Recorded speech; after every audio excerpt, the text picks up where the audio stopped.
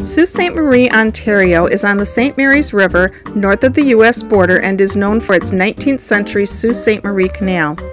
We are going to take you on a fun tour of history, visiting the last emergency swing bridge dam in the world, the International Railroad Bridge, the Sault Canal Boat Locks, and drive up to White River, home of Winnie the Pooh. Come travel with us on a history-filled trip. The last emergency swing bridge dam is on North St. Mary's Island near the International Bridge and International Railroad Bridge as shown in this photograph. We walked around the structure amazed at its size and mechanics. The emergency swing dam was built in 1896 entirely of steel and is 372 feet long, the equivalent of 10 school buses parked bumper to bumper. There were only 9 ever built in the world, and this is the only one remaining and the only one ever used. This shows the swing arms for the dam that go down into the water. We will show you diagrams that explain how the dam operates a bit later.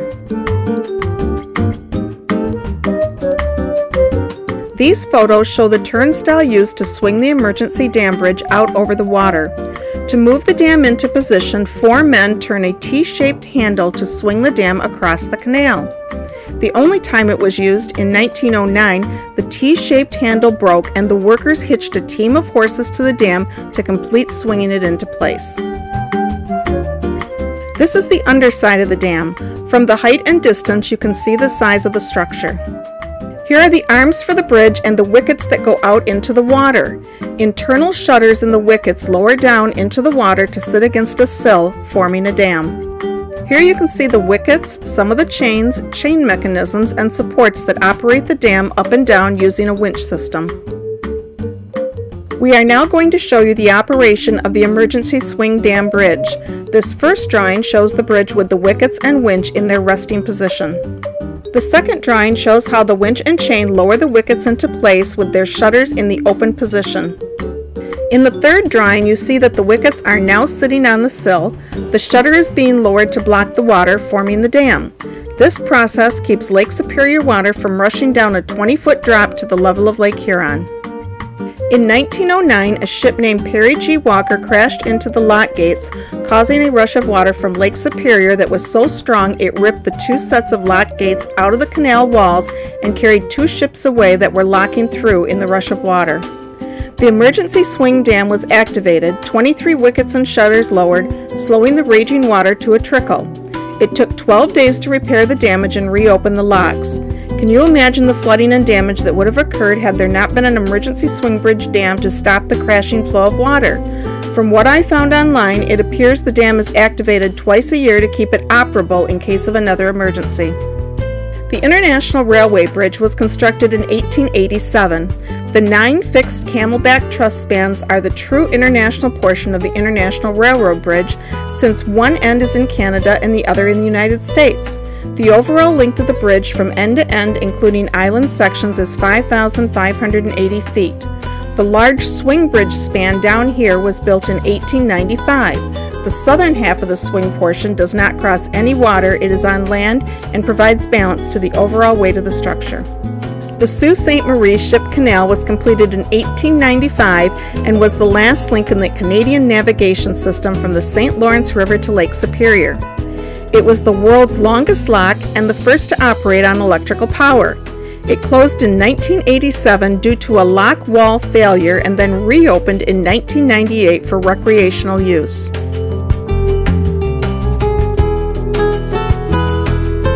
Completed in 1896, the canal superintendent's residence was built in the Gothic Revival style using red sandstone excavated from the canal. The property included a cow barn, outbuildings for chickens, a greenhouse, garage, carriage shed, plus an orchard and gardens.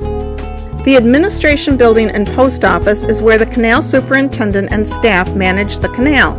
This building also housed the Marine Post Office, which was a vital link between families and businesses and the captains, officers, and men who worked on the Lakers. Lakers is a term for freighters on the Great Lakes. A ship that travels on the ocean is called a salty. When we were at the canal, 2 tour boats were locking down from Lake Superior to the lower level of Lake Huron. The doors closed, securing the boats into the locks at Lake Superior water height. As the doors close, you can see a walking bridge over the locks to the reservation on St. Mary's Island. As you watch the two boats, you can tell the water level is definitely going down. Watch how far they have to drop inside the lock to reach the water level of Lake Huron.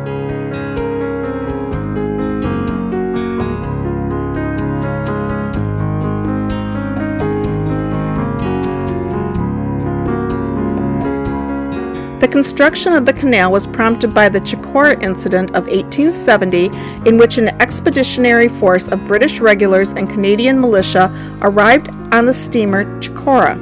The only canal was on the American territory, and the Americans required the steamer to remove all troops and military supplies on the Canadian side before going through the canal. The troops and supplies had to portage by foot on the Canadian side and then reboard the ship after it passed through the American canal empty.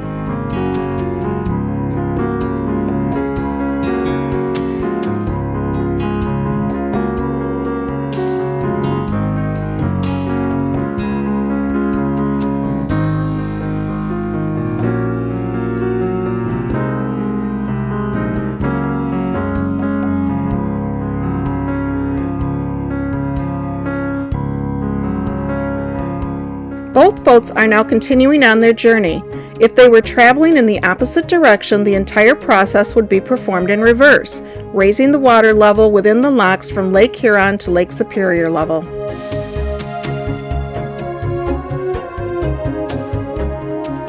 These diagrams show how a vessel is raised in the lock. Ships are lowered by reversing the operation. There are no pumps required. The water is allowed to flow out, seeking its own level. In the diagram, a boat is going upstream from Lake Huron to Lake Superior. The boat must wait for the water in the lock to be lowered to the Lake Huron level before they can enter the lock. To lower the water level in the lock, the upper gates and filling valves are closed. The emptying valves are open to allow water to flow out of the lock. Once the water reaches the same level as Lake Huron, the lower gates are opened and the vessel enters the lock. Once the boat is secured in the lock, the lower gates and empty valves are closed. The filling valves are opened and water begins to flow into the lock, raising the water level up to equal the level of Lake Superior. Once the water level in the lock raises to equal that of Lake Superior, the upper gates open and the vessel exits the lock. We decided to take a drive to White River, the home of Winnie the Pooh. The Ojibwa named the river Penguashibi, which means river of fine white sand, and it was a portage area the Ojibwa used to bypass the river's waterfalls and rapids. In 1914, Lieutenant Harry Colburn purchased a black bear cub at White River and named her Winnie. When he was sent to serve in France, he left her at the London Zoo, where she was loved by many, including A.A. Milne and his son Christopher. Unfortunately, when we arrived, the entire city was experiencing an electrical outage and the Winnie the Pooh Museum was closed.